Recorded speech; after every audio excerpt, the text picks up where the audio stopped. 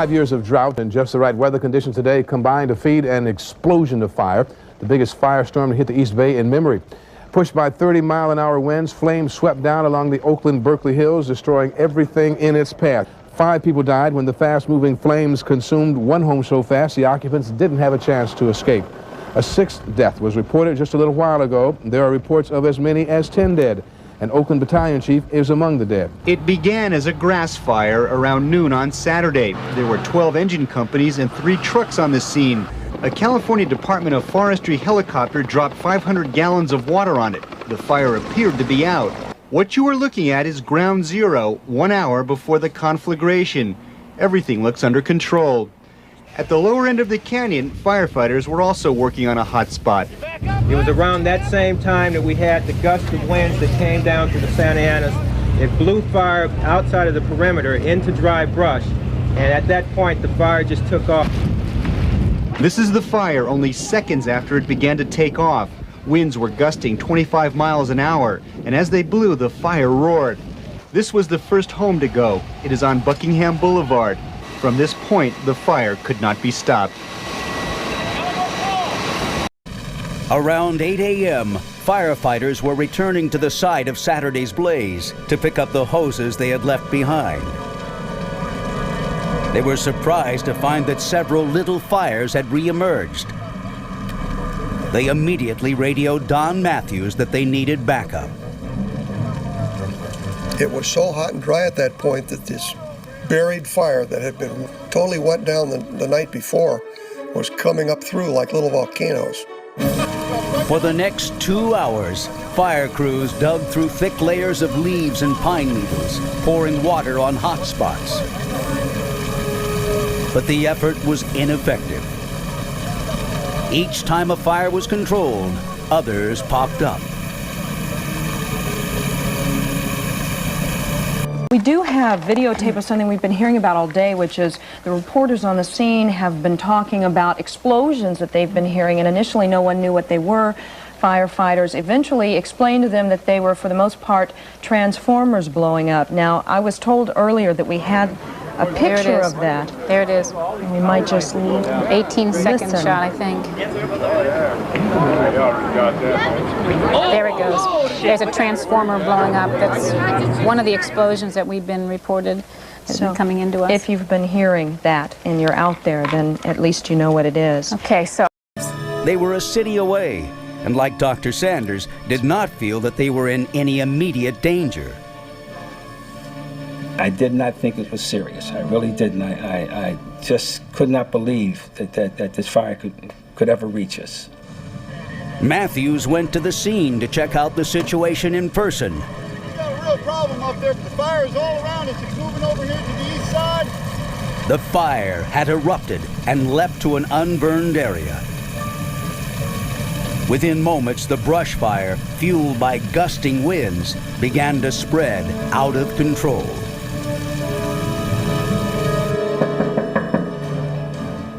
Lynn Harrison was startled by the sound of banging on her front door. There was a man yelling at me that the fire had restarted and for me to get up and get out of there. It never entered my mind that that fire would start again. She quickly ran outside, grabbed a garden hose, and began to wet down her roof, hoping to prevent flying embers from igniting it. It was coming up my hillside. There were several fires, and there became several more fires because they would just ignite. They would just start right in front of your eyes. You know what we're lucky about here?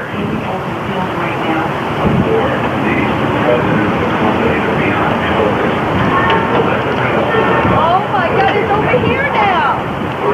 It's over here now! Yeah, high hill or high hill, it's gone. Oh my... Gdzie są te klucze?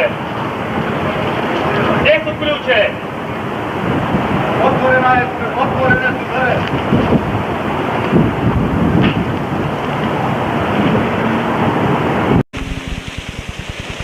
They said, oh, just a hot spot, nothing to worry about. An hour later, I was fleeing for my life.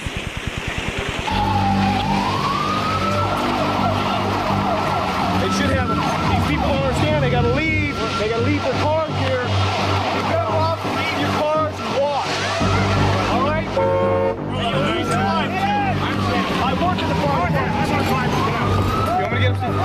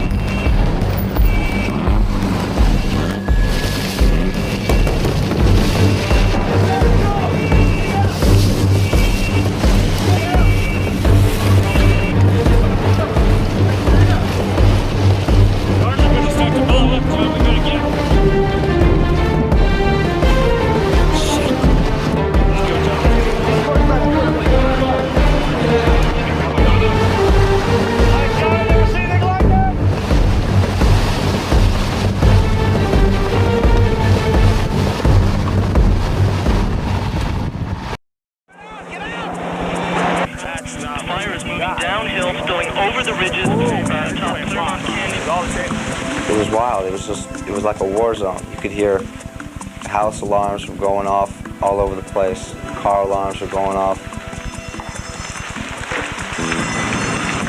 Here we are at Berkeley Hills, 2 o'clock. We have a raging fire out of control. Everybody's been evacuated from the area.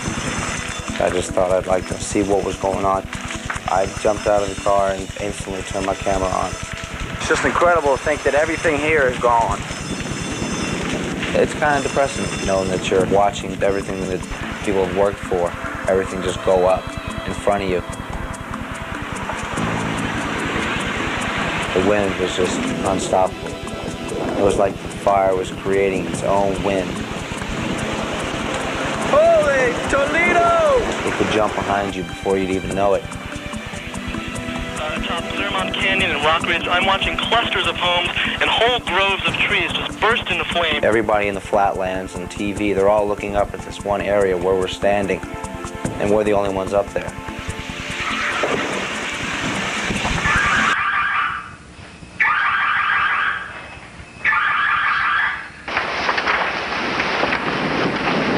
A large home, fed by tremendous winds.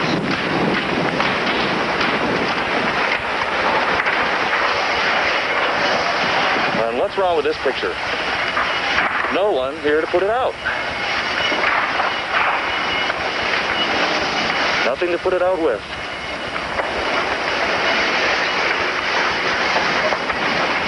I'm afraid my camera is going to melt, so I have to stop here.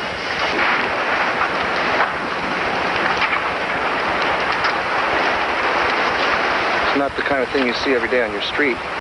I don't know, it wasn't too smart to stay there, but it was fascinating, you know, at first to see this huge fire come down the hill. But we always thought we could turn around and go out the other way because it's coming this way. But somehow, in the meantime, it had leaped over the place. So by the time we went to leave, we opened up the door, and instead of seeing blue sky and a way to go, the whole parking lot was on. All the cars were on fire, the trees, it was blacker than night, all the smoke. So the neighbor, luckily, was still around. His car was in the basement, so we were able to get into his vehicle and drive through it all. And as we're driving out, there was flames washing against the car. It was insane. It's incredible how fast it actually moved down and just lit everything on fire around it. It was something else. We didn't realize until the fire was up against our windows that and then we left, and then we went downstairs and everything was on fire. We couldn't even see. It was black with smoke.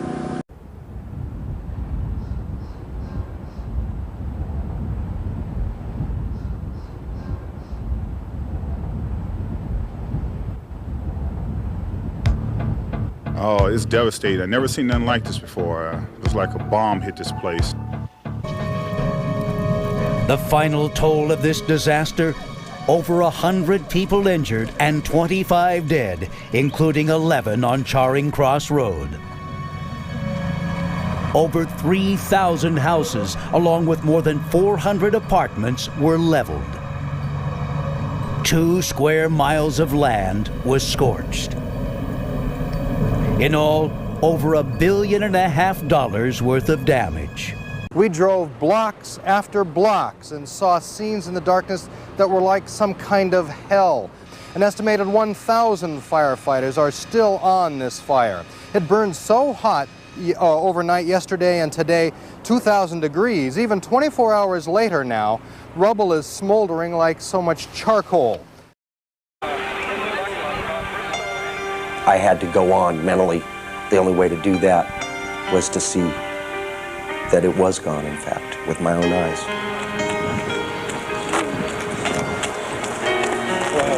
Nothing left. There's nothing left. Nothing at all. It was hard for me to recognize an area that I had lived in for 28 years. Oh my God. Oh God. This is my room over here. But there was nothing. I couldn't even find a plate or a ring, anything. Jeez. God almighty. It had no mercy. Johnny, Toby. We had absolutely no time. We didn't get anything. Buddy, who's a police officer from Hayward, his name tag melted from the heat. His name tag melted from the heat. His name tag melted from the heat. And he didn't flee. He stayed there and helped evacuate people.